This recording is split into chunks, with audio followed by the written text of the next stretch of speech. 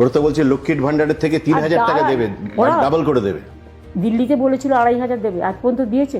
বিহারে বলেছিল 10,000 দিয়ে, বলেছিল 8,000 না কত দিয়েছিল ইলেকশনের আগে।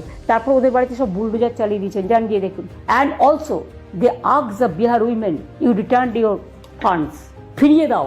একটা মহিলা, একটা গরিব মহিলা টাকা নিয়ে ফিরিয়ে দিতে পারে? আমরা এটা করি না। আমরা স্টার্ট করেছিলাম 500 টাকা দিয়ে, আমার 2 লক্ষ কোটি টাকা আটকে রেখে দিয়েছে।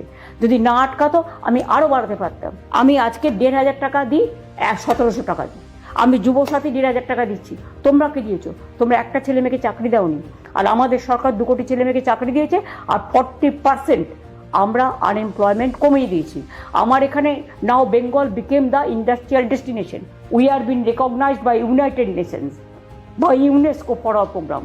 ও তো টুকলি করছে আমাদের, কিন্তু টুকলি করে চুকলি করছে, টাকা বিলিয়ে দিচ্ছে, ব্যাংক অ্যাকাউন্ট নিয়ে নিচ্ছে। আগামী দিন তো মানুষের ব্যাংক অ্যাকাউন্ট লুট করে নেবে।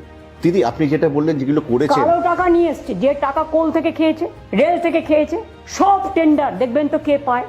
ওদের সব টেন্ডার পায় একটাই জায়গা থেকে। নামটা আমি নাইবা বললাম, মোদিবাবু খুঁজে নিন, অমিতবাবু খুঁজে নিন।